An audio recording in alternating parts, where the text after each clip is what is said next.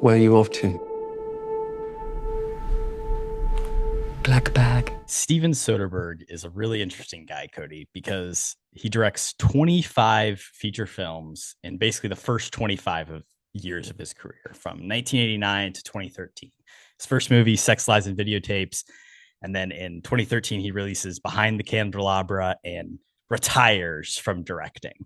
For him, retirement was not really a real thing, but he wrote some plays, he directed some TV and miniseries, he recut Raiders of the Lost Ark in black and white with the Social Network score. You know, he just real retired guy stuff. But then 3 years later, he comes out of retirement officially as a director and makes the movie Logan Lucky, which is released in 2017, in August of 2017. He films it in 2016. And since that movie, which we are talking about today in full, he's gone on to direct another 9 movies in the past 9 years. So that's 10 movies in 9 years. Logan Lucky, Unsane, High Flying Bird, The Laundromat, Let Them All Talk, No Sudden Move, Kimmy, Magic Mike's Last Dance, Presents, and finally his latest release, which we're starting with here, a little mini review, Black Bag. I think this one might be my favorite of that whole run. What do you think of this movie? How does he do it? What's up with I the mean, retirement thing? Do you know about the yeah, Raiders of the Lost Ark? I've not seen that, but I am interested in that cut. I think that score is just so good, and it could work. It sounds weird on paper though, but yeah, I think like you mentioned, just him working that consistently for so long is crazy impressive to me. And the really fun thing is his comeback. I love all of his kind of newer stuff. I think more than his older stuff, just personally. Obviously, we'll talk about Logan Lucky. But like you said too, Black Bag, I really, really enjoyed. I did not go into this with kind of crazy high expectations, but I feel like what Soderbergh does, and for both these movies that we'll talk about, I think it's true, is like he takes a concept that you see a ton of movies, you know, a heist movie or a spy thriller, and it has like a different, unique take on it that kind of only Soderbergh has that perspective. And in Black Bag, the thing that I found most interesting was like, how do you have a relationship with another spy? Or in the same organization, just because everything is based so much on lying. And I don't know if I've seen that specifically, like in a different spy movie like that. So just kind of taking something as general and finding something new with that, I think is a Soderbergh specialty. He is always constantly flipping around in genre, like you said, but also putting his unique spin on it. And I do love that about Black Bag, how this is a thriller spy movie that really has like one gun scene, and it's not even like a shootout. Like it's all about people talking in rooms and having intense conversations where emotions and interconnected personal dynamics are at play that are just like incredibly interested and layered. I think the writing is really cool. And each of these characters are really unique. It's a great ensemble cast that, of course, is led by the all-time psycho killer Michael Fassbender. These are the type of roles that he works best in. Of course, this is really kind of going hand in hand with the killer that we talked about last year. I mean, it's low key like the exact same performance. Oh, I feel like you could use this movie as like a prequel or even a sequel. Well, I love it because that is the very much the David Fincher version of a spy assassin movie, and this is the toned down Steven Spielberg or Steven Soderbergh drama version. Not quite Spielberg. Not quite Spielberg.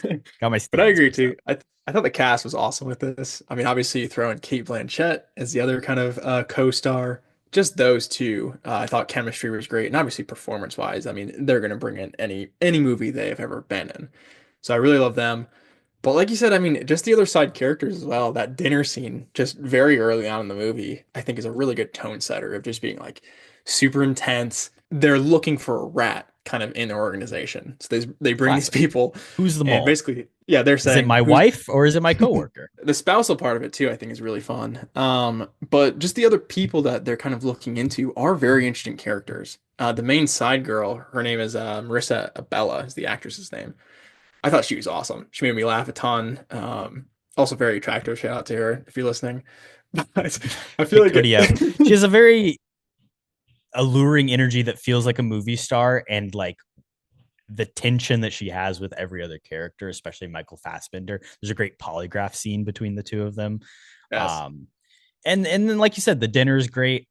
I want to shout out Tom Burke, who we saw in Furiosa last year, kind of unrecognizable in this movie in True. comparison to I forgot that that. was him. He has a rough go of it at that dinner, but really fun. And then Rajon Page, of course, who, gets the breakout in Bridgerton, and then was in Dungeons and Dragons as well. But I love them all. Yeah, smaller name people, but I think they are as good as like Fassbender and Blanchett here. So shout out to the whole cast. And yeah, like you said too, I think it's just like real characters in this movie. It feels so realistic. You're kind of involved in this intensity right away, and I really loved it. I think I don't love it as much as Logan Lucky, but this is a top, 3, 4, 2 Soderbergh movie for me for sure. It's up there. Somewhere in there. I don't know how I feel about Ocean's 11. We'll talk about it more, but it's good. I do love Cate Blanchett. I think there's a world where this movie's a little bit better with someone else. She's the only person that didn't quite vibe for me. And like, I don't know if it's just not a role I've seen from her. But I do, like you said, like it's a relationship movie at its core more than anything. It's about two people who love each other and have to like give the utmost trust in true commitment. In The Killer, Fassbender is very is playing distant and alone, and he's kind of the loner. This movie, the Soderbergh take, is the guy who is the wife guy and is in love with this woman and is connected, but also it has to dig deep and discover the truth of what's happening. It's a movie made for adults. It hasn't been super successful at the box office. I think we'll talk about Soderbergh as a commercial filmmaker throughout this episode, but it had a $50 million budget, and it got the trades flop bullshit label, I think, instantly. It's made about 31 million worldwide, and it's already out on digital. But it's a good movie, and I think people should watch it. It's got a 96% on Rotten Tomatoes.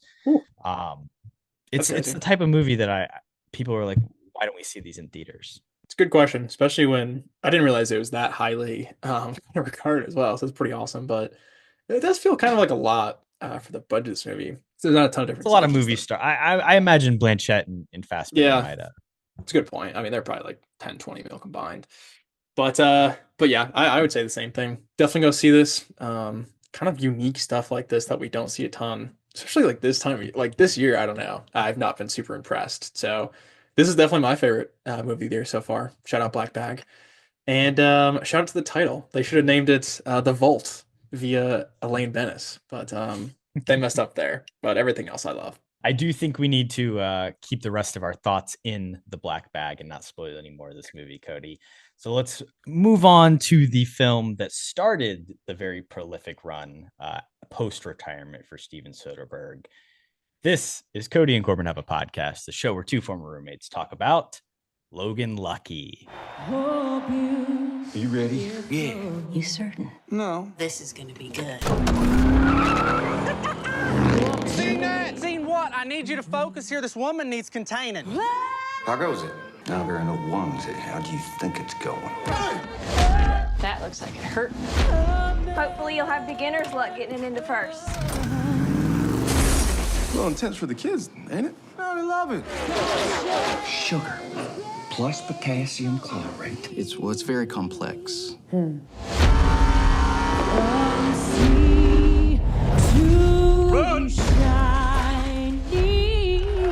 Let's blow this thing.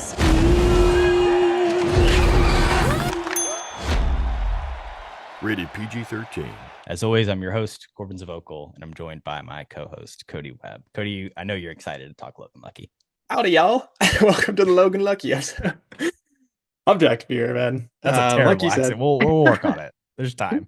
You're the accent guy on this podcast, but very excited to be here. We've been talking about doing this one for a while. This is definitely one of my favorites. I know you enjoyed it as well, but I think this will be a really fun episode for sure. Yeah, I'll get the quotes page on IMDb locked and loaded, and maybe I'll throw some out later. But we have to build up to it for sure. Why? Out of everybody you could have chose, why did you pick me? Why did we want to talk about this one? Funny enough, I know this is a huge movie for you and you're the big fan of it, but I technically was the one who made the pick here just because I felt like it was the perfect moment to talk, Black Bag, Logan Lucky, and a little bit of Soderbergh's career as a whole. Yeah. And like you said, too, it's kind of that beginning point of kind of Soderbergh's renaissance. I get that. Renaissance. It's like It's because it's the true McConaughey reconnaissance that throws it off. thing that throws it off. But yes, Keep the that in mind. Renaissance, Cody. It's a really fun point for him to come back on, I think. So I think it's a great pick. Do you remember the first time you watched it? Well, I don't think specific. I mean, have we watched this movie together, Cody? I don't know. I was gonna say it too. Like, I don't remember my specific first time, but it was sometime in college, so we may have checked it out together. I think it was sometime in our 30 hilltop, 3015 days in our first year of living together that I definitely watched it for the first time. And it was probably together. Like Purdue had like a database of movies that you could just watch with your like Purdue email. And I think it was one of those on there. I think you're right. So I might have like checked it out on my laptop like the year before, then watch it the next year with you. But I think this is for me, I think it's like number 4 or 5 that I've seen this movie. I logged it on Letterboxd last year, and then obviously again this year, but I haven't had my Letterboxd for that long. So not exactly sure, but is this the first time since that you've seen it, or? That's the thing. This is the first time I had logged it on Letterboxd, so Nice. I hadn't seen it since 2020 or before. So either 2019 or 2020 was when I first watched it. I also wanted to point out as we get here, this is the second NASCAR movie we've covered on the pod, but I think it's the first time we've done Soderbergh ever. So What's the other NASCAR? Talladega Nights. Oh yeah, we did do that. I forgot about that.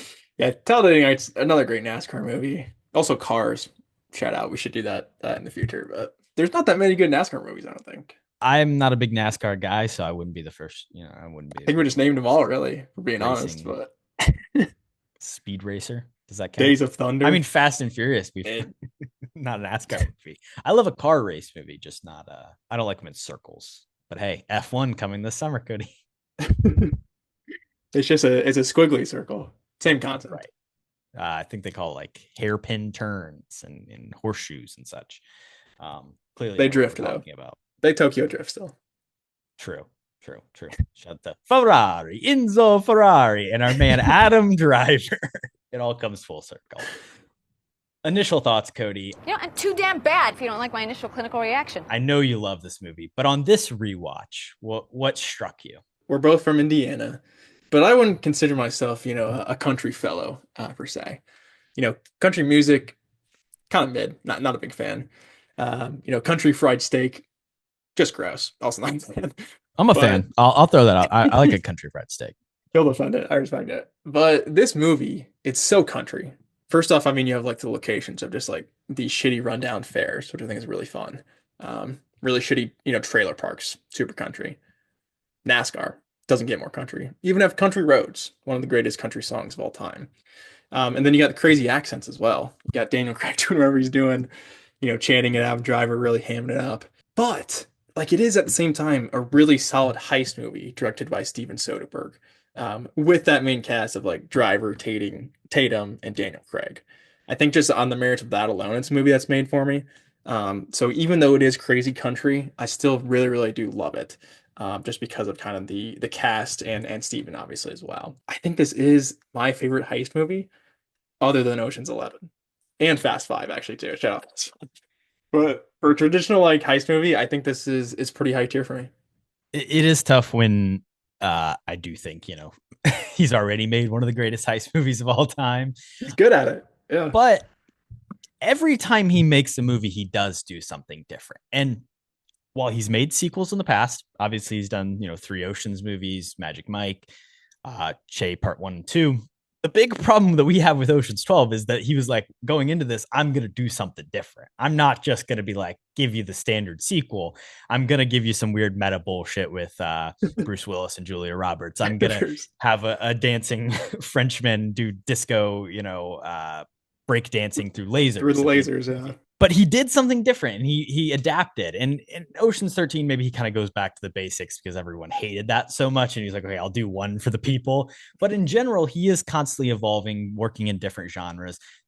Hey, if he's going to do a heist movie, he's going to do the weird country version of it. Also, it's not just that it's country, but it's so specific in who these characters are and in the area that it is. It's that Appalachian, North Carolina, West Virginia, a very specific area that really just you don't see a ton of movies about. It's cool to just like see a movie about regular people. Even in Ocean's 11, there's not something that's very relatable about any of those characters. Like it's movie stars.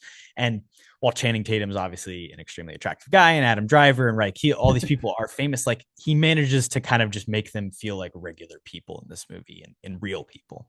Yeah, very relatable, which I agree with a ton. I mean, the main character dimensions is, a divorced dad trying to, stay close with his daughter. And then, his brother's a war vet who lost a hand and is trying to make a living. So I agree. Obviously, he has his injuries as well. So super relatable, super down to earth. I think that's why it is so effective, 100%, is because of the characters and the writing. If you didn't have that and you just had these actors, in these silly accents and stuff, I don't think it would work even in a heist movie. But the fact that they bring it all together, obviously through Soderbergh's writing, I think it's really, really effective, and I do love it. I think this is an important movie to talk about because it's like Soderbergh's a guy who, like we said, isn't necessarily commercial. This movie made like $45 million. Like it made double its budget back. It's one of his more commercial movies, I would say. Yeah. But yeah, of the 10 movie run, the only movie, can you guess what movie has outgrossed this one in his last 10? It's the one piece of IEP. It's the Magic Mike's Last Dance. It made like $8 million more than this. Everything else, a lot of them have been for streamers, have made $0. And then the ones that have been released theatrically, like Black Bag and Presents, just really haven't been super successful. They're not really Oscars movies anymore. They're not like the art house thing. Yes, he was a big Oscar guy early in his career. Notably, he was 2-time nominated for Best Director in the same year for Aaron Brockovich in Traffic, and he won for Traffic, which is a super cool thing. But the Oscars have basically given up on him, other than having him produce the 2021 show, which, if you remember, is they saved the Best Actor for last, and then Chadwick Boseman didn't win and Anthony Hopkins wasn't there to accept the award. We can kind of blame Soderbergh for that at the Oscars, but there's not like this traditional film canonization, like reason to talk about these movies because they're not making money and they're not Oscar but they're good pieces of art and they're talking about interesting things and they're fucking entertaining to watch. So I think it's important for us to like highlight stuff like this that we specifically enjoy and works for us. And I think he is a super interesting creative person who's trying to work outside of traditional systems, and this movie was distributed in an interesting way. Maybe we can jump on over to roll credits and talk about that. Say that again. It's fantastic. Yes, it is. Guys, I got it. At the beginning of this movie, we see Fingerprint releasing as the first credit. That's just Steven Soderbergh's company because he wanted to do all the advertising himself and work outside the system. He kind of talked about how that maybe didn't even work. Traditionally, you spend at least $30 million on a wide release on marketing. That's like the minimum. He spent $20 million to do all the marketing for this movie. And he's like, in hindsight, that didn't get enough people out there. He told Daniel Craig and all the actors that they didn't have to do the press junkets. They didn't have to do any interviews. He said, like, realistically, that's like, you can't release a movie like that and expect it to do well, but they're still really interesting movies that I like. And I hope he continues to get money and find ways to produce them. And the fact too that he's doing it so consistently and continually needing kind of funding and still getting it is super impressive, honestly, for how much he works. But I do agree. I think that's what kind of Hollywood is losing a ton these days, is smaller movies like this. I'm surprised. I feel like it does suck where maybe if they went all out with the marketing, like this could have made over $100 million possibly. Like it could have been a massive hit and possibly changed things for him going forward, which would have been cool. But I think it still, took him on a fun trajectory where he kind of just can do whatever he wants, which I think is the perfect role for Soderbergh, because I really do think like the more movies of his that I see, just like the more artsy he kind of is. So I like that he kind of goes down those routes that you don't expect. But I mean, other than heist movies, I think he really should do whatever he wants every single year, because you're always going to get something unique from it at the least. Yeah, and I mean, he's always innovating on the filmmaking form as well. Like whether it's I'm going to shoot this on an iPhone, or like with Presents, I'm going to shoot this entire movie from the perspective of the spirit that's in the house. Sometimes that stuff doesn't work and isn't as successful, but he's trying stuff. He's made like 40 fucking movies. Gotta, keep innovating. He should know what he's doing by now. Yeah. Another thing, roll credits. Let's talk about the title. Are you a fan, Logan Lucky? Honestly, I mean, it's an okay title. I'm not like a massive fan of it. It doesn't really mean anything, right? It's just like their last name. I mean, there's the whole like Logan curse. They're obviously unlucky. They're unlucky, so Um, they're changing it. Yeah. does the character's name mean anything? Like, does it ring any bells for you? Because there is like a weird thing happening here with Channing Tatum's name. Wait, what do you mean? Like the Logan curse or their specific first names? So his name is James Jimmy Logan, Right. which is the same name as like Wolverine. His name is Jimmy Logan. How like, I and guess that's a good Logan, point. the film came out in 2017. Right. Maybe people didn't see this movie because they thought they were confused about Wolverine, and they're like, It is confusing, especially with I thought Logan that was the being heist movie. being released so closely to it. And yeah, James. I always forget Logan's real name is James. Shout out X-Men Origins. Go watch that episode of ours if you haven't seen that. But yeah, that is a bit confusing. My thought was, why didn't they just name it Ocean's 7-Eleven? Like that's so good. You can't really beat that. You have it in the movie as well. But I want to ask you too about that. Like, obviously they have an unlucky family history. Do we think like the title is trying to say like from this heist, like that luck has changed? It's gone from unlucky to lucky. That's kind of my thought. I mean, we definitely have to talk about the ending of this movie because That's what I wanted to say as well. I think it kind of is alluding to the fact that they are going to get busted, which You I think don't so? like. Like I want them to get away with it, obviously. But just with the thing they talk about in the curse is that every time things seem exactly perfect and like they're going right is when they is exactly when they turn bad. With him hurting his knee or with him losing his arm. Now, hey, they're all sitting around the bar, think that they've gotten away scot-free, and here comes Hillary fucking Swank showing up to stick her nose at things. And obviously she's going after Adam Driver. He seems like the smarter of the duo. Like, do you think he True. would tell her? I don't know. Like, that's a toss up for me, really. I'm not sure if he would. And that's what it comes down to, I think, on whether they get caught or not. So I like that they do leave it up to interpretation, but in my eyes, they don't get caught. That's my ending. I'm going happy. I do like the fact that, like you said, with the title being Logan Lucky, we can hope that they are lucky in the end. I don't know though. We'll see when two Logan Too Lucky comes out, or Logan Electric Lucky Boogaloo. This movie, in the title or in the credits, was written by Rebecca Blunt. Do you know who that is?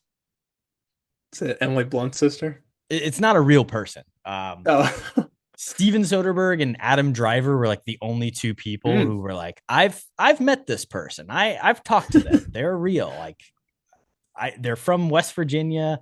They've moved to New York City. They wrote this script and we're directing it. And this still hasn't even really been officially confirmed by Soderbergh, but it's since come out that this movie was actually written by his wife, Jules Asner, and that she used a pseudonym just because they didn't want it to be like, oh, Soderbergh's just directing his wife's script. So they just made up this person. But pretty good script. Like, it's unfortunate that maybe she doesn't get the credit that she deserves for it. It's like anti-nepotism almost. Yeah. Yeah. You had your family in, but you ruined it. That's really interesting because I was under the impression that Steve wrote this. Because I feel like that's what he does with most of his stuff. But shout out to Wifey. Yeah, I think the script is super tight. Bunch of random crap throughout that I think is just like super memorable that we'll get into. Just like weird side plots and stuff. But it really does take a ton from like other movies and its story for sure, which I think is fun. Other than that too, I just wanted to talk about the cast super quick.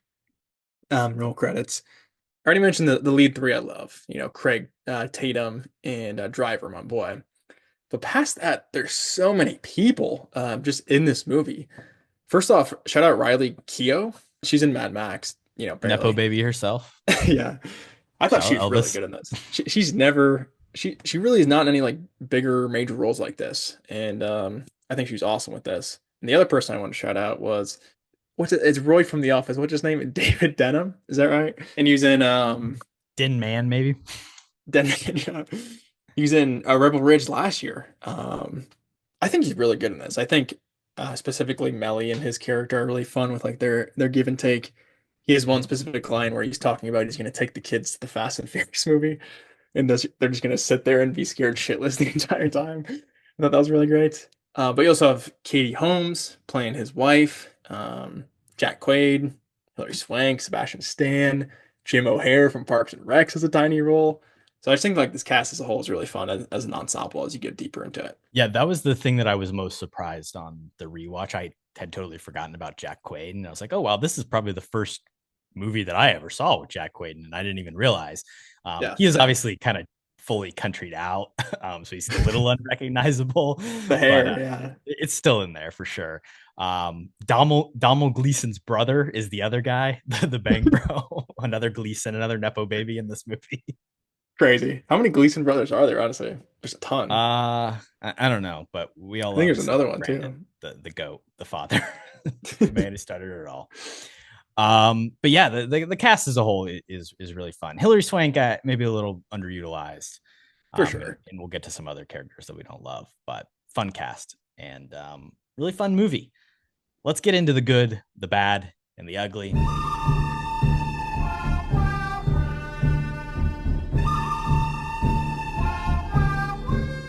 I'll start with the good. Like you said, we're not big country guys, but at the end, when the little girl is singing Country Roads, I get a little emotional, man. I get a little teared up. I could feel the longing for the home and just like the interplay of the family dynamics. And this is a father who really loves his daughter and wants to be there for her. And she's obviously singing this song, switching the song at the last minute to kind of as pay tribute to him. It's just a really beautiful moment. I picked this song because it's my daddy's favorite.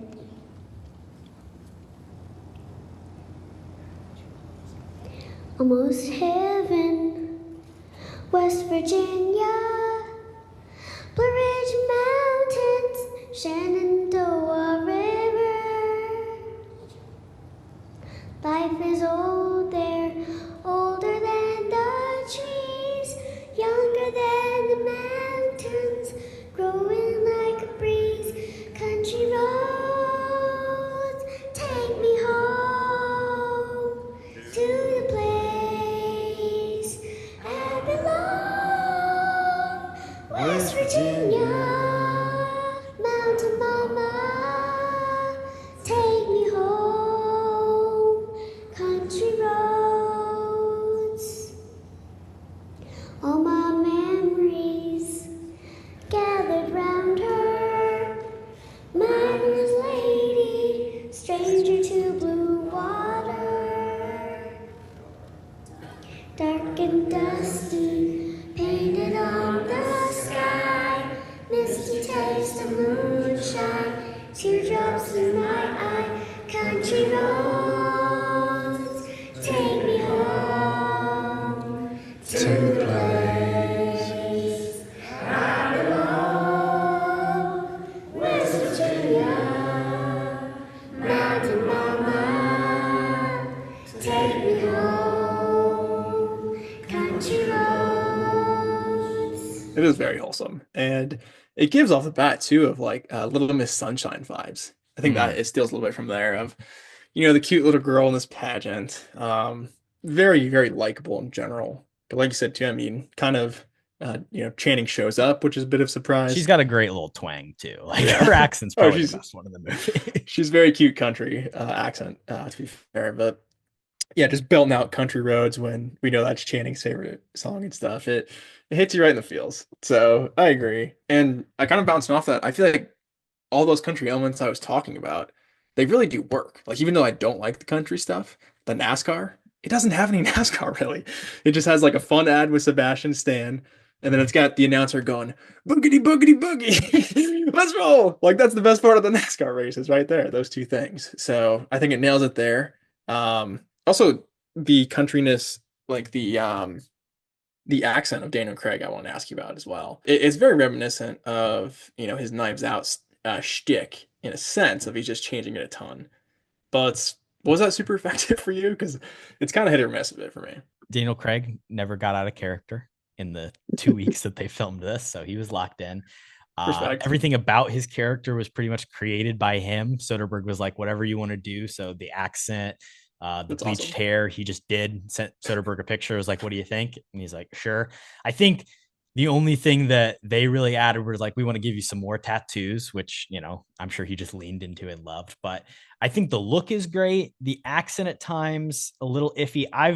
on the record been a hater of the Knives Out accent, especially. I think we probably don't get that if this movie doesn't happen. It definitely feels like the prequel, the preamble to that. And I love those movies. So at the very least, even if it doesn't always work for me, I'm just glad he's having fun and trying something. I think it definitely did spawn that, which I think is really cool. But his whole character I was a big fan of. I mean, his name's Joe Bang, for God's sakes. Like, it's just so ridiculous. But his introduction of, like, you know, his special salt, I think is a fun character piece. But as you get like deeper in the movie as well, you see like he's actually a smart guy. Like, he writes out the full equation of why it's gonna blow up and stuff. So even though like on the surface these people all do seem really, really dumb just because of their accents, they are still interesting characters who kind of, you know, have experience and are smart, which is kind of surprising for a movie like this, honestly. And then I want to shout out his brothers as something in the good as well too. You mentioned obviously Jack Quaid, and I think it's Brian Gleason. Shout out Brian. Or is it Sam? I wrote down Brian in my recast, but I could be wrong.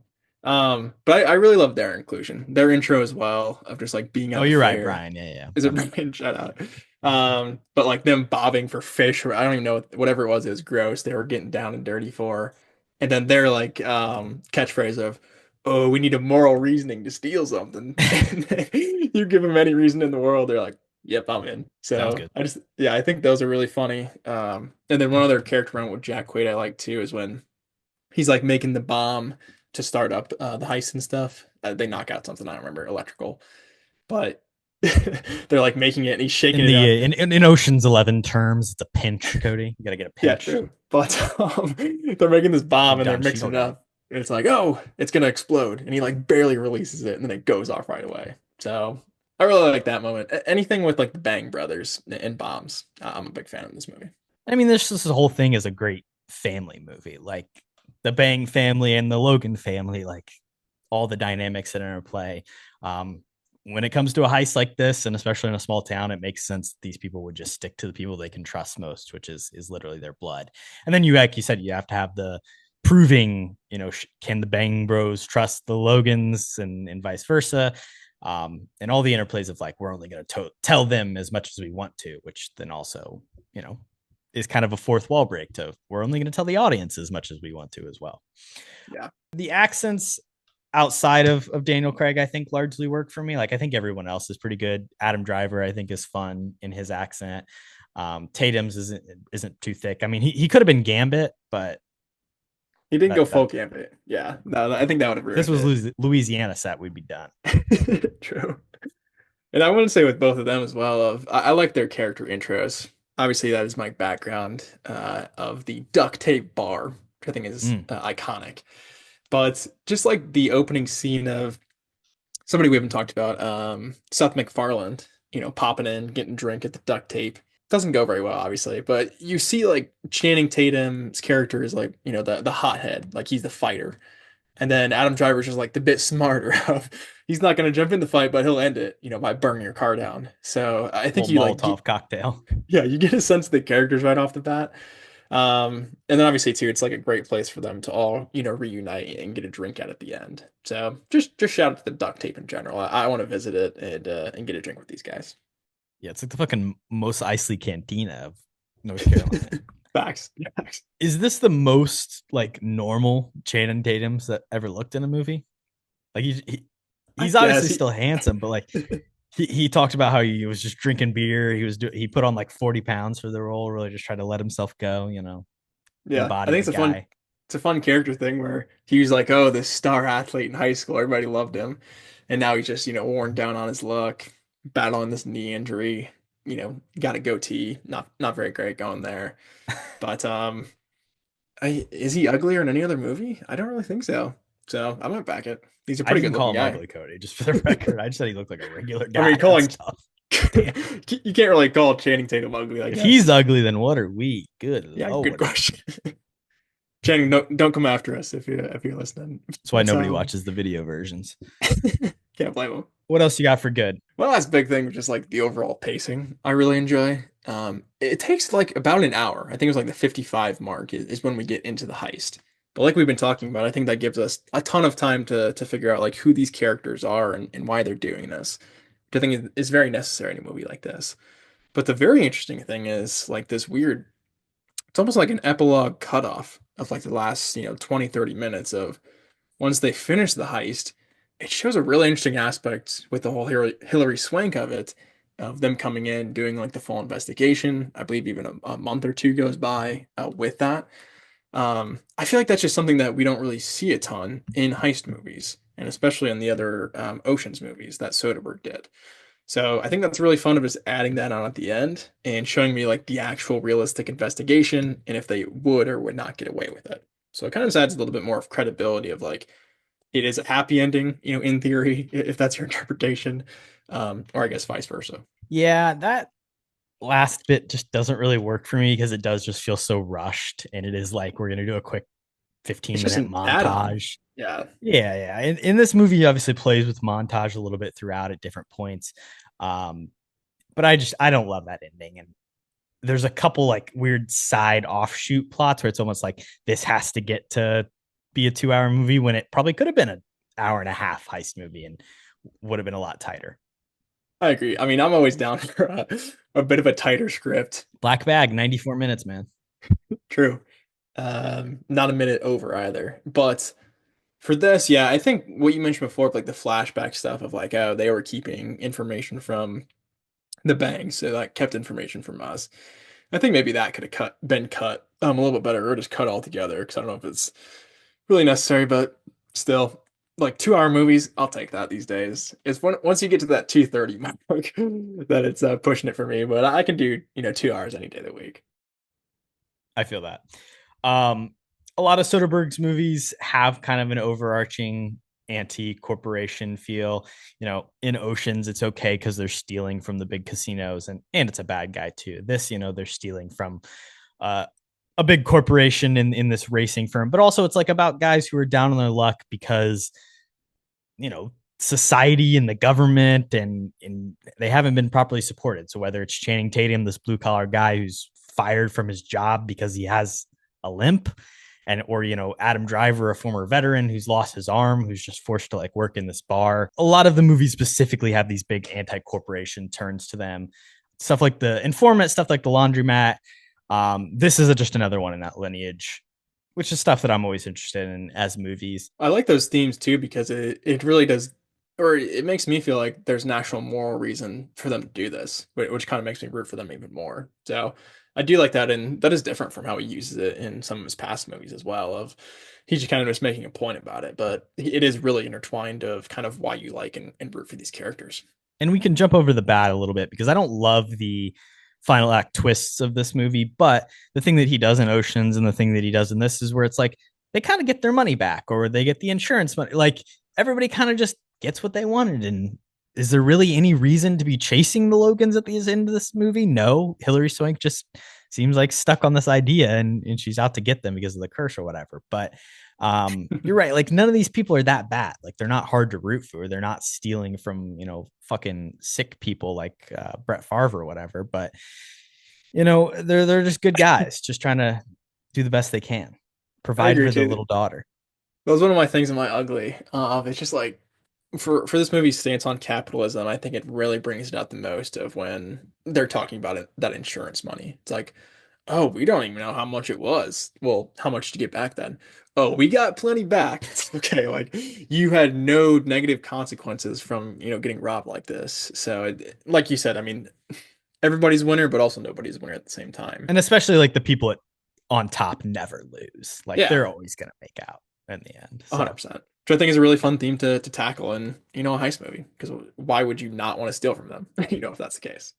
Another bad thing, I don't love the breaking out of jail. Like I just think it's too easy.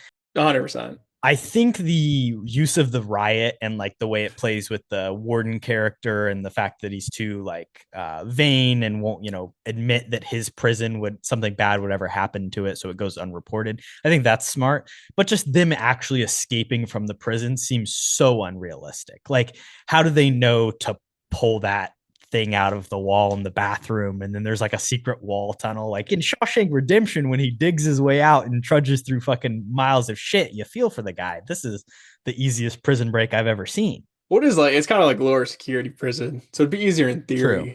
I think the one thing that I don't understand is like, it's the stuff under the car, I guess, because they have that stuff that like, blocks it from the mirrors and stuff, so they can't see them.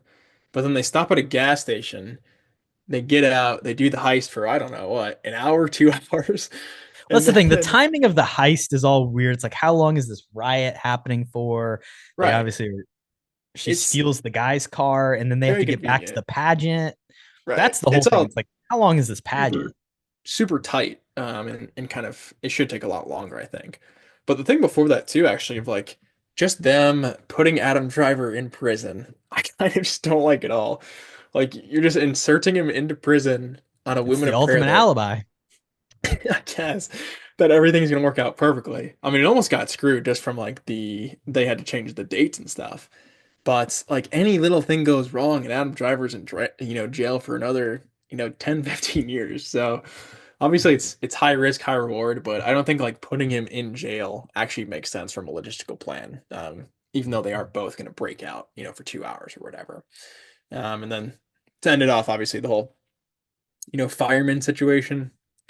Again, like, do they not have? Well, I guess they block some of the cameras, but I feel like Well, so you think the somewhere they would firefighter get would have caught. like a report or something of it? Or they would have cameras outside their station, and you can see two guys just jumping on the back of a fire truck, just a little bit sus. So I feel like somewhere Hillary Swank should have the materials to take them down, because it's not the smartest thing I've ever seen, really. Another thing I don't love is the other love plot for Channing Tatum's character with the Fair. tetanus shot girl. Who plays her? It's somebody. Yeah, Catherine Waterston. Yeah, Catherine Waterston, who She's I in think is maybe. Babylon, evidently. Yeah, I don't remember in Babylon. She's in mid-90s too, which I want to see. She just doesn't have anything to do, really. Slow Horses and yeah. I mean, it's just like she shows up at the beginning, to give him a tetanus shot. Oh, she's in Fantastic Beasts. That's where I really know her from, and that's what she probably is cast in right before this. Because that's the thing. A lot of these people are really like coming off like fucking. This is off of the Force Awakens for Adam Driver. It's the same year The Last Jedi comes out. Like Dang. these are all people who are pretty popular at the time. Daniel Craig obviously doing his Bond movies. I just don't think Catherine Waters. She's also in Alien Covenant. I don't think her character just has nothing to do in this. And it's like she's there to give him a shot, and then she's there at the end to like be his girlfriend. And it's like, what? They went to high school together. Congrats. And then he makes a donation to her, to her clinic. It's just strange. What a nice guy. Oh yeah, I agree. I mean, he just doesn't have a love interest, really. That was kind of the. But does he need one? Not really, but I mean, it's a fun. He's got his daughter. Focus on being a good dad first. Yeah, true. Which he does. But yeah, I agree. She's kind of just there to be there and give him a shot, I guess. But definitely was not necessary plot wise. Maybe she had a subplot that got cut out or something that we didn't see. And speaking about just people we don't love in this movie, I don't love Seth MacFarlane in this movie. I don't either. I really hate his character, actually. What is he like? He's like an Aussie millionaire investor, basically, or yeah, he's like the owner of the race team, right? Well, his accent is worse than anybody else's in this, which is just shocking. And the makeup is not great either. His mustache, I mean, he looks like Mike Myers. I think that's who I thought it was the first time I saw this movie. But he does get his car burned, which I enjoyed that. But just every time he's on screen, just I don't know, something about it irks me. I didn't actually punch him in our fight later on. I don't know why I didn't, but he deserves it because he's really annoying in this. Yeah, definitely my least favorite character, and one that you don't really need. He's supposed to be comedic relief, but it never really lands for me. It's weird because it's like Seth MacFarlane is definitely capable of being a lot funnier than this, and tonally, it's off. Yeah, he might be a one trick pony, but fair. But he could just show up and do fucking Brian or Stewie. Like I'd be into that. And he would low-key fit this movie too. So I think he missed out. Or Ted. Yeah, true. Ted would make this movie better too. I'm on board. Would this movie be better if Ted was in it? We should start doing that. The answer would definitely be yes for this one. Ted versus. Yeah. Like I said, the double reveal I don't love. And the fact that it's like, oh, the trash bags that he put the things on, and then he keeps his phone number, how long until it gets shut off. That's how he knows. Just like you could have set this up a little bit more, I feel like, rather than it just being another back end reveal for us. It is kind of a reference to the original Ocean's 11, like the 1960s version, where that's how they sneak all the money out. It's through a bunch of garbage. So, he's calling back to that, I guess. Shout out. I love that. But I agree too. I mean, especially the ending where like he leaves, the truck at the gas station or whatever. I feel like that's just kind of a dumb, throw off as well, trying to be like, oh, he gave it all back, but obviously he didn't.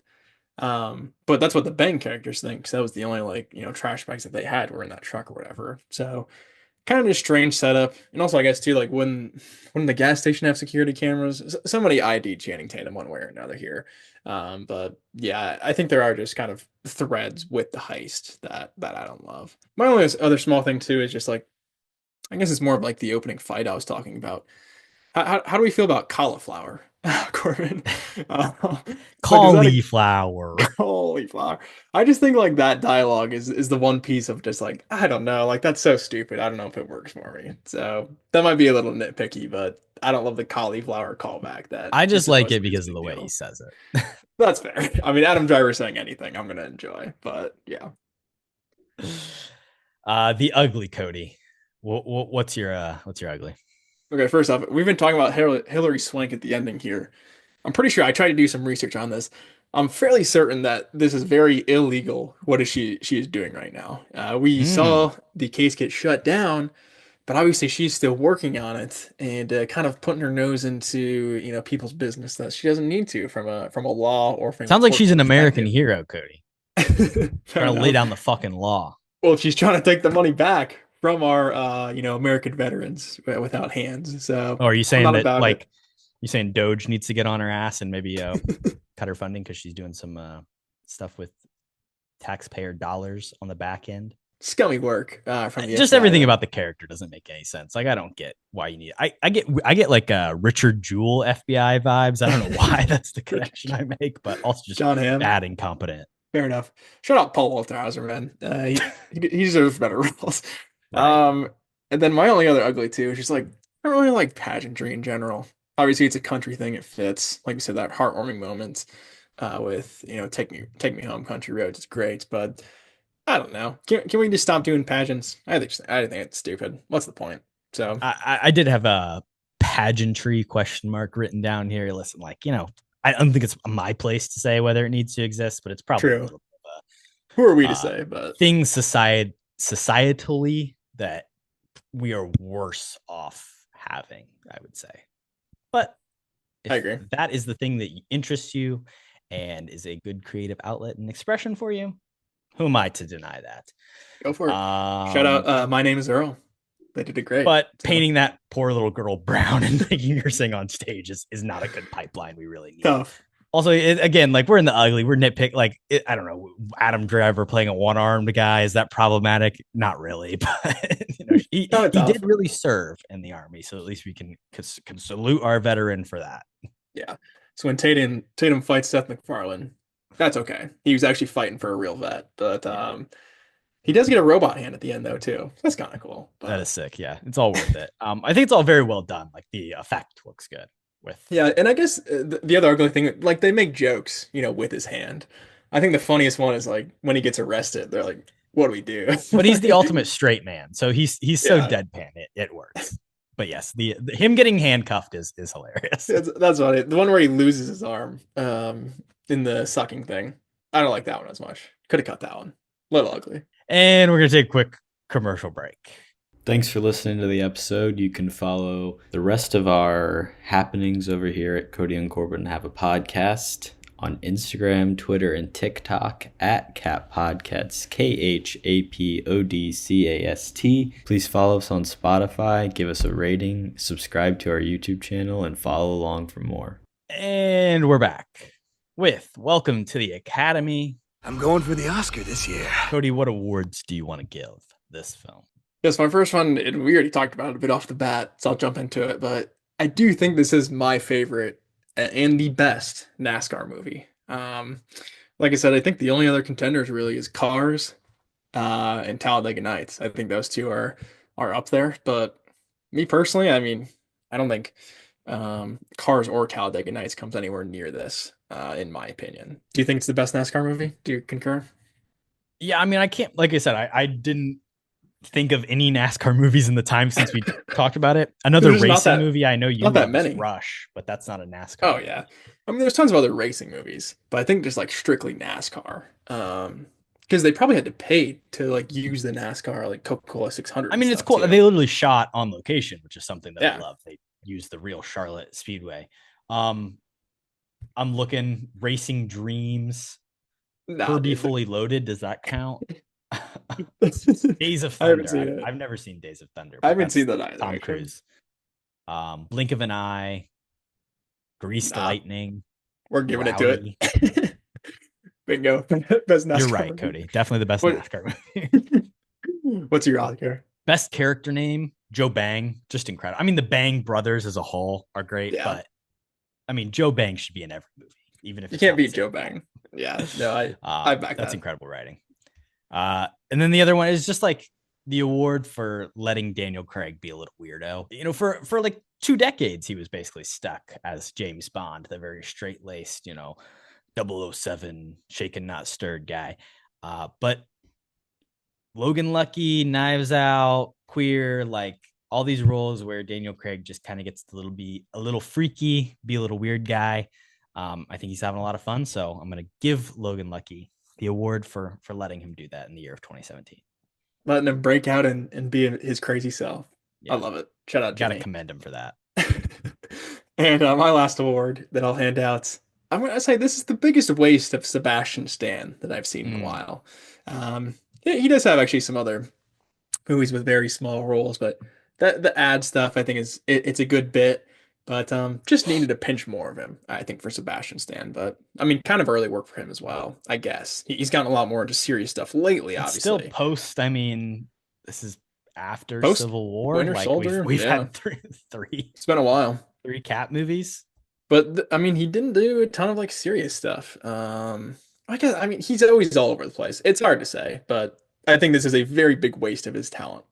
Maybe just put him in the Seth MacFarlane role, honestly, and that would be better. He's in I, Tonya the same year, which I feel like is his Nice. first like big, like I'm trying to be in an Oscar-y ish movie and maybe get a nomination. And then, it's just a lot of Marvel stuff, but hey, the last couple of years I guess he's he was been in The doing Martian. great stuff. Yeah, Yeah, You know, true. Also that's Martian pretty serious. 2015, but that's and he wasn't that good in that either. in the thick of his Black Swan 2010, Cody. True, small role again. But I think he was my worst actor in The Martian, honestly. So shout out to him. He's gotten a lot better. Invite, Fight, Night. You gotta be my podcast. You want to fight, Dickless? Wow, thanks. My knight in shining armor. Who do you want to invite on the pod? My invite, pretty basic. I couldn't come up with anything too massive here, but just give me the Logan brothers. Driver and Tatum. Need that duo. But I just want to hear the full-on plan from them in a sense. Because we got the bits and pieces of like kind of cut up at the end, but just give us a full pod, front to back. Is this as good as a plan for you to go into prison as it seems like? So I just want all the information before we send them into prison, I think, for a podcast. All hypothetically, of course. We don't. I don't really want him to get implicated. Well, it would be a joke, It's Yeah, it's exactly. not real. Allegedly, this happened. They didn't actually True. commit these crimes. Who do you want to Maybe invite? we'll just blur their faces and Yeah, exactly. It's just the 7-Eleven, heist people. That's all it is. Right, exactly. Ocean 7-Eleven. Exclusive interview. I want to invite maybe not all the prisoners, but like at least those ones that knew we're talking Game of Thrones. Like those seemed like some pop culture heads. So all those guys. I'm not a Game of Thrones guy, so I kind of could just let them and you have a little First Friday 5 Game of Thrones episode. That would be fun. Yeah. And I mean, shout out to George R. Martin too. I mean, you got to finish these books sometime. I think that's another really funny joke that'll hold up because I don't think George will ever It finish still those isn't done. books. Same damn book. Yeah. So I do like that joke a lot. Fight, Cody. Who do you want to fight? I am fighting Jim O'Hare, our Parks and Rec boy. I mean, you're firing a man for insurance reasons, even though he seems to still be able to work a hard day. So what the fuck, man? Fuck you, Jim O'Hare. I'm surprised he didn't get decked in the face in this movie, but he should. Obviously, guy in a tough position, but he's the one who's laying down the law, and He couldn't do he's anything gonna for take the fight, but I still want to deck him. I respect it. I am gonna take Seth MacFarlane. His character's name is Max Chilblain. He obviously does get fought in this movie, but I'll hop in. If Adam Driver's Molotov cocktail in his car and Jay and Damon's fight him, I'll come up and sucker punch him from behind. Not afraid. I love it. He deserves it, so I back it. Knight, Cody. Who do you want to knight? I'm gonna knight Roy from The Office here, and it is from that Fast and Furious line that I said as well before. Just taking the kids to the Fast and Furious. I just let them stare at the screen, and they're scared shitless. They can't move. So I love that. And Roy from The Office is underrated. I think he deserves more roles. So shout out to David Denman, however you say your name. I mean, that like playing the guy who's fucking your wife, like that's the ultimate role for him. Like he's always kind of playing that guy. And he's fun in it. I'm gonna knight. I don't know what her character's name is, but the cake lady, because I just feel like she has the worst go of it, where she gets this cake, and then for some reason they leave it in the vault, which is another thing that doesn't make any fucking sense in the course of this movie. But she has this cake, she's all happy, and then she doesn't even get to eat any of it, and she shows up the next day, and there's cockroaches all over it, which is just like the ultimate 1-2 punch. So I feel like she deserves a knighting. She obviously does get some cash in the end, so it all works out a little bit for her, but I want to give her the KHAP knight. And her car got smashed too. A little hit and run action. True. So double trouble there, but no, I completely agree. That is a good one. No, that is a really dumb side plot as well that we missed. Why would you leave the cake in the it doesn't make any sense. I like the idea of using the cockroaches to figure out which tubes get to the vault and the colored ones and all that stuff, but the cake thing makes no sense that it would get locked in there. I agree. All right, Cody, recast. What are you? I'm Batman. I'm Batman. I'm Batman. I'm Batman. Because I'm Batman. I'm Batman. I am vengeance. I am the night. I am Batman. Hey, I'm Batman. No, dude. No, I'm Batman. I wanted to shout out this movie had both Michael Shannon and Matt Damon at one point as a part of the cast. Obviously, Soderbergh's worked with Matt Damon quite a few times. I don't know specifically in what roles, but I could definitely see, Damon playing the Channing Tatum role. It's the kind of, every guy, Stillwater, backwater country kind of guy that he's played a few different times. Stillwater was probably his audition for this movie. But I think you would be good in that too. Yeah. I mean, out of those two, I would rather swap Tatum. And if you're going to do that, I mean, Matt Damon would be almost a perfect choice, I think. Who do you think Michael Shannon is? Maybe Daniel Craig, maybe Adam Driver. I don't know. Maybe Daniel Craig, maybe he's even the warden. I don't know. I would think Daniel Craig. Maybe they're like, Daniel Craig won't want to do something this crazy. I guess you could have Damon as the Daniel Craig role as well, but I don't know if that would be as good. No, I think Craig absolutely nails it. Who do you want to actually recast? Yeah, I want to take out Gleason's brother, Brian. I think he's just kind of forgettable. I think Jack Quaid in hindsight is really fun to look at. But the other one, just like, what are you doing here, really? So how about another similar like country movie? What about Ben Foster from Hell or High Water? He has that brother vibe and that more memorable, brother vibe. And they do look similar too. So I think that would be a fun recast. Yeah, anybody that's ever been in a Taylor Sheridan movie probably could fit in this one. Pretty much. Bridges he'd be great in this movie too. And then my other one, which I'm assuming you're going to jump on as well, is just get rid of Seth MacFarlane. Wanted to eliminate him. And I was thinking, who would be like a good dick millionaire? I don't really know. Maybe like Paul Scheer, maybe Nick Kroll. I like Nick Kroll. I think that one's a fun one. I think he could do a crazy voice and play with stuff. Are you good? Yeah, give me 1 second. All right, Cody's back after losing power and a fucking tornado swept through the middle of his house mid-recording. But True. We're in the dark. He's got the phone through. Flashlight on, and we're going. Sorry about the lighting. So recasting wise, who were you replacing Sam Banks? Oh yeah, I was thinking anybody from the League TV show. What about Paul Scheer or Nick Kroll? I think they can just be both good douchebag millionaires. Kind of hard to cast. I understand why they went with Seth MacFarlane, but did you have any better ideas? That role specifically, I didn't have another option. I definitely want to see them get switched out. Donald Gleason did say he wanted to be in this movie because he was mad his brother got to hang out with Adam Driver, which is funny because obviously has hung out with Adam Driver plenty, I imagine. But so maybe we could just swap him, let him play Sam Bang. And then also you mentioned Jim O'Hare being in this movie, and what I've already forgotten his game, fucking Pam's ex-fiance. So we've got this cast of NBC supporting characters. So I figured, why don't we get some more in there? So we got Office covered. We got Parks and Rec. We need a 30 Rock character. I was going to take Jan Krakowski, Jenna Malone, as the sister role. She's going to replace Rai Kehoe. I think she could definitely play a funny country role. And then from Community, I was going to take Dean Pelton, who Jim Rash. He's going to play the prison warden because, he runs a real tight ship. He would definitely be the ultimate, just like terrible warden. And then My Name is Earl, Cody. Literally just take anybody from that cast and put them in this movie because they'd all fit just in perfectly. I would love Jason Lee. Honestly, Ethan Suplee. I think that'd be fun. He'd be good too. Yeah, really anybody, like you said. But that is fun. No Tracy Morgan for 30 Rock. I say throw him in. He could play Joe Bang. It'd be pretty good. That'd be solid. That'd be solid.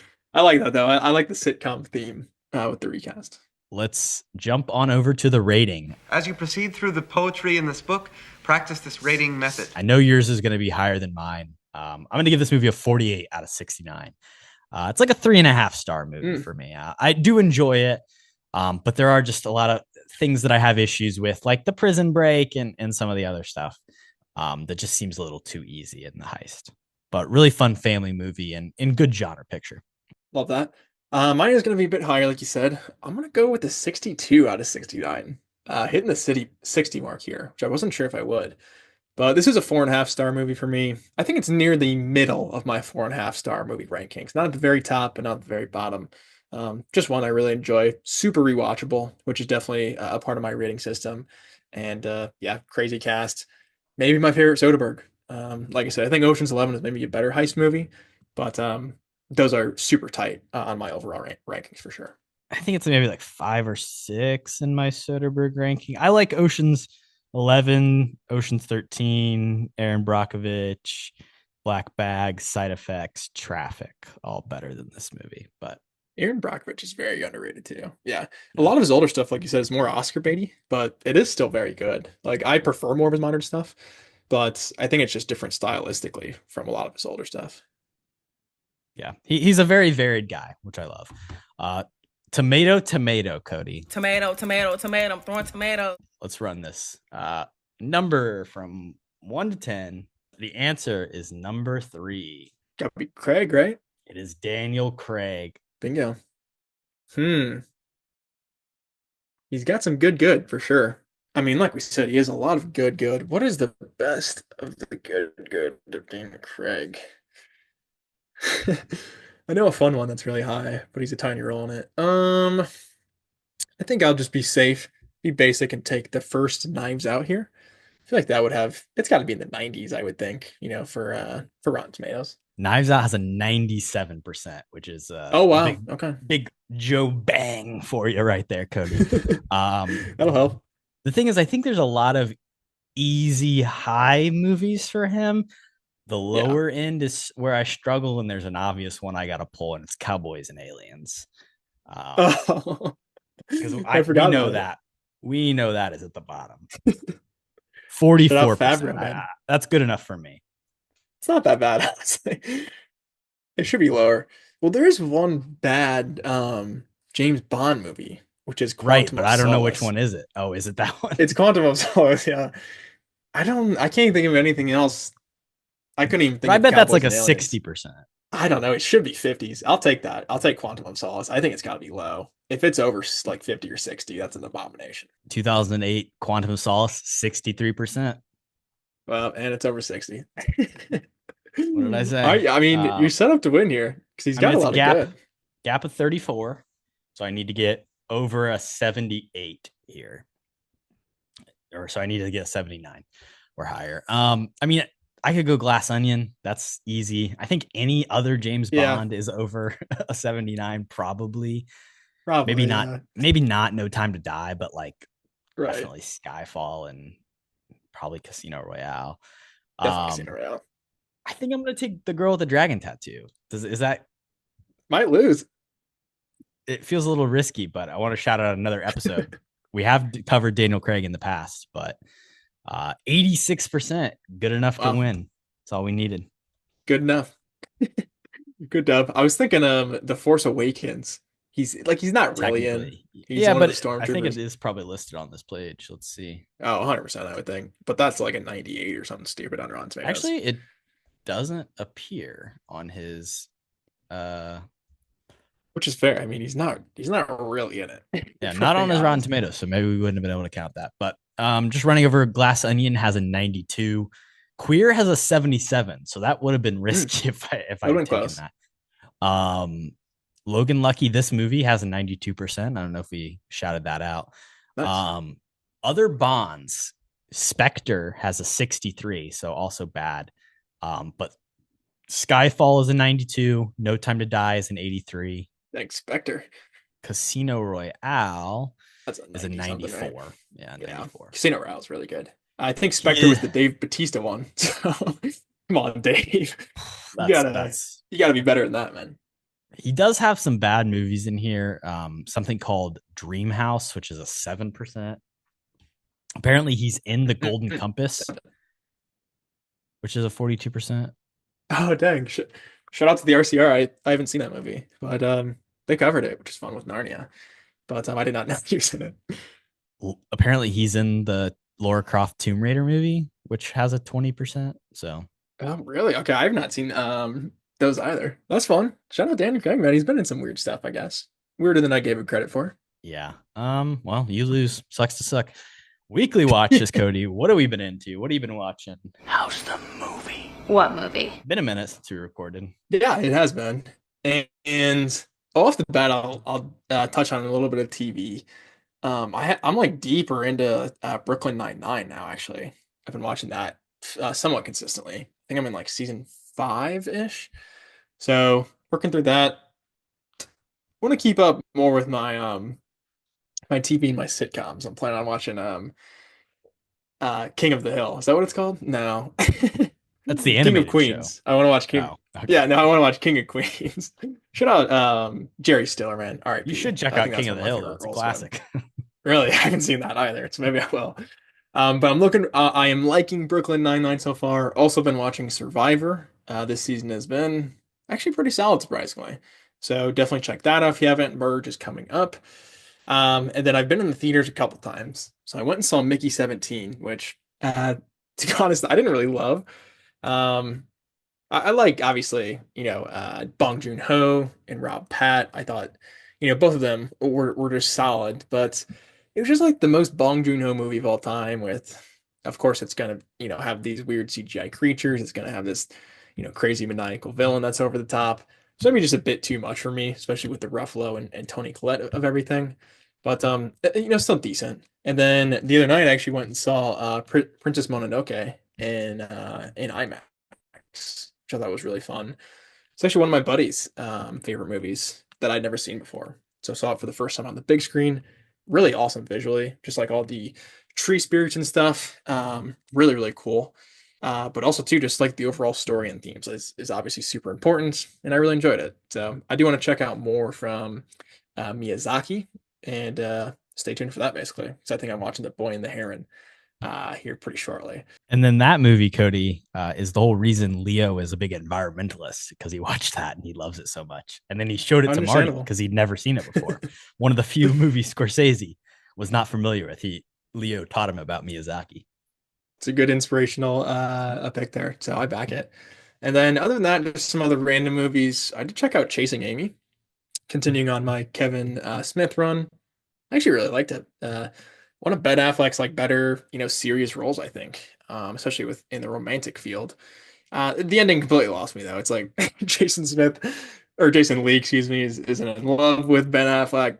I don't know. It just goes off the rails, and I didn't really care how they left it. But a lot of interesting stuff to say about gay relationships, even just like relationships in general in the early '90s. So a bit of just a timestamp for that era, which I think is that really is the thing, specifically where it is like so 90s at this exact point in time of like Gen X sexuality and like what it was at the time. And obviously like now you can watch it and just be like, dude, just say you're bisexual. Like that's the easy out. But like it was at a weird time where, you know, labels weren't as open, or like just people didn't really, because it was just so new to even be accepting in a general societal sense, that like people didn't have the chance to even explore what their sexuality meant to them. And obviously like all these characters are a little bit confused and trying to figure things out, which I think at the end of the day is just like a relatable feeling of just like trying to understand who you are in a very confusing world.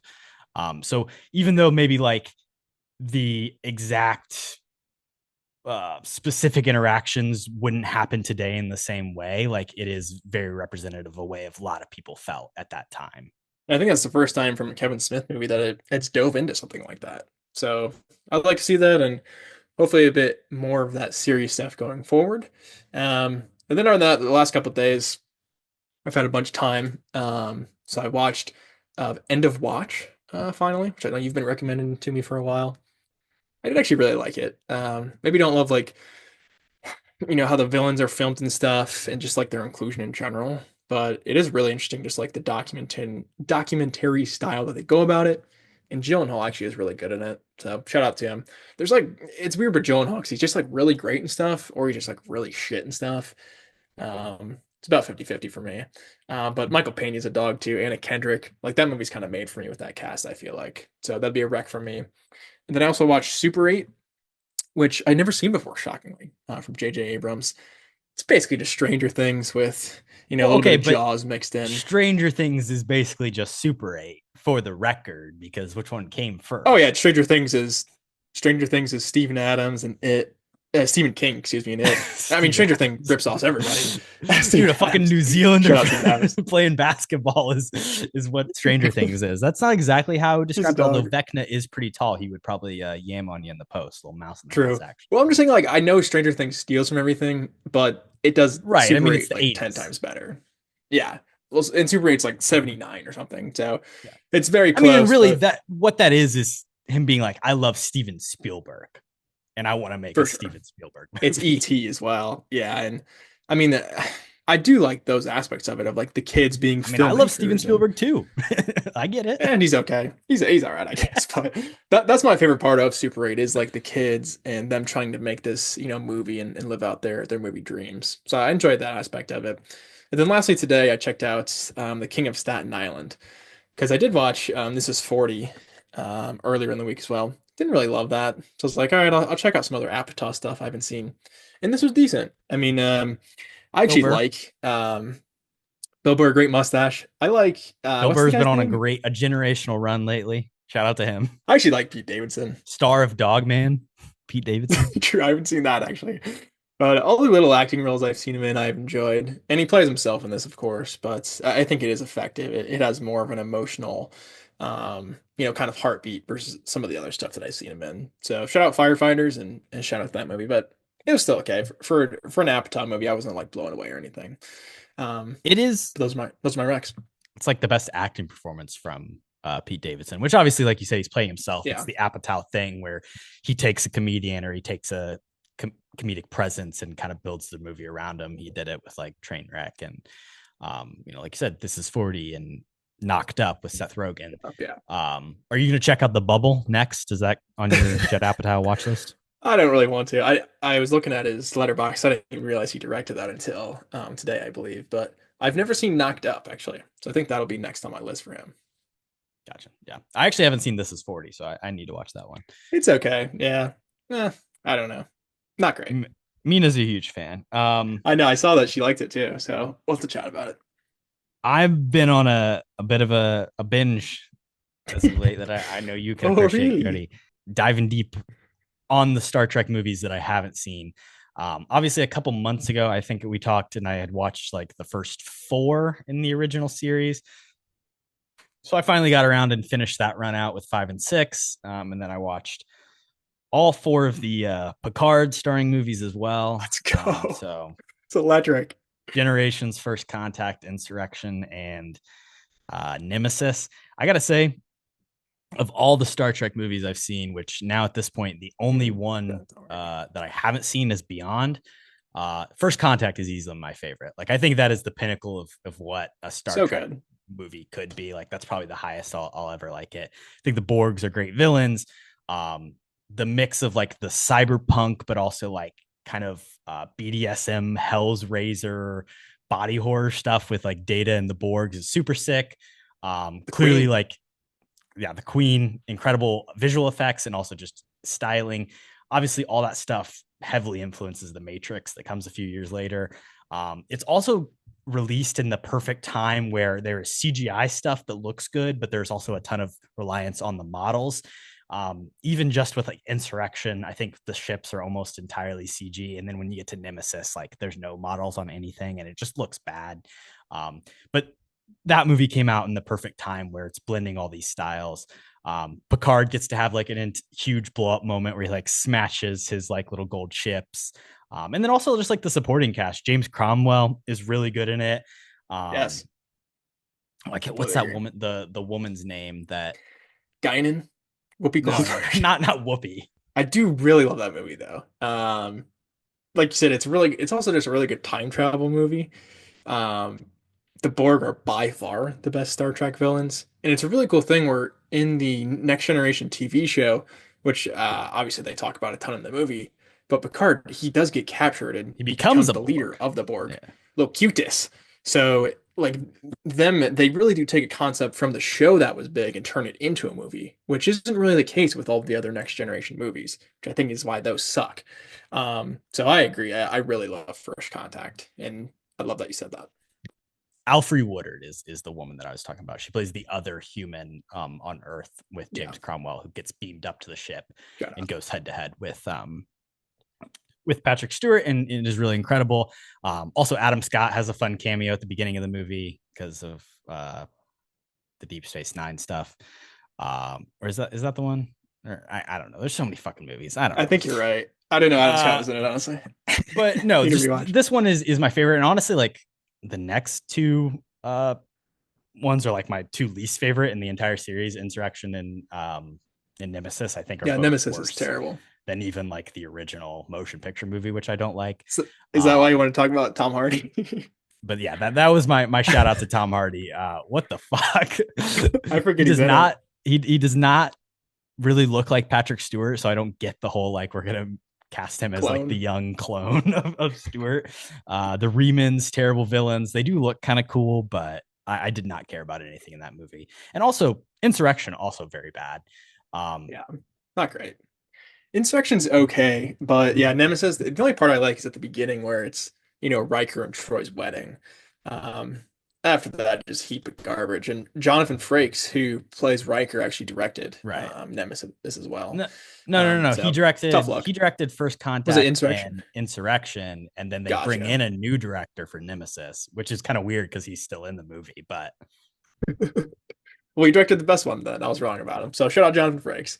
But yeah, the Star Trek movies, they're very much either good or very, very bad, I would say, for the most part. He does shave his beard off in Insurrection, which is really weird and creepy, and I don't like that. Yeah, I don't like it either. Season 1 vibes, like the Data stuff. Data is such a dog, though. I get works like in First Contact, but in every other movie, I don't like what they are doing with him, especially Generation. It's bad.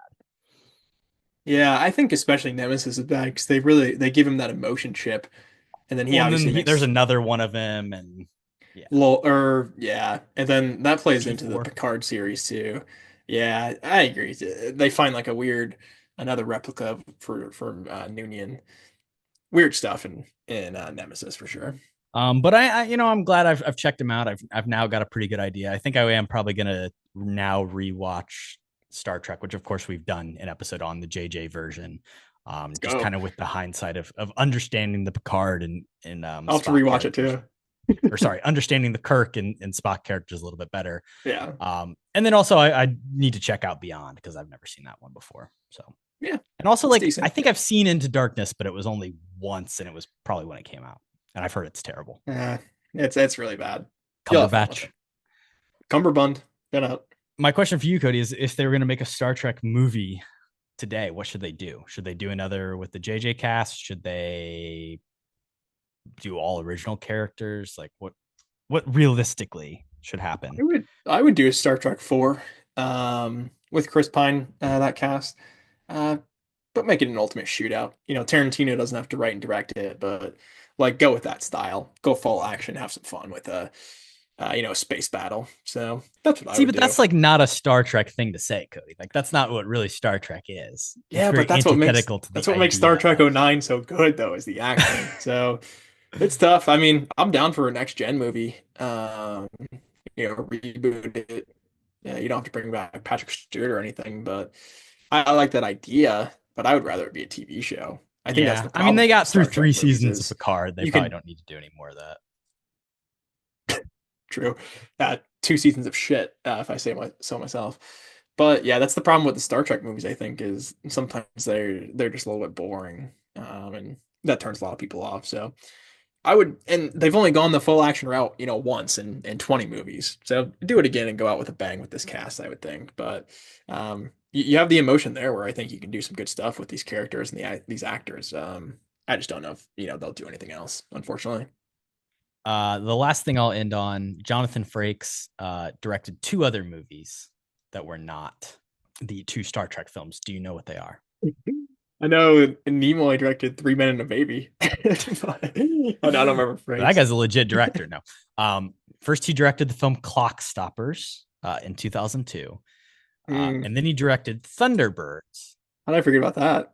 Thunderbirds, which is based on the 60s English, TV show, has Bill Paxton and Anthony Edwards, but also starred a young Brady Corbet long before he ever even thought about directing the film The Brutalist.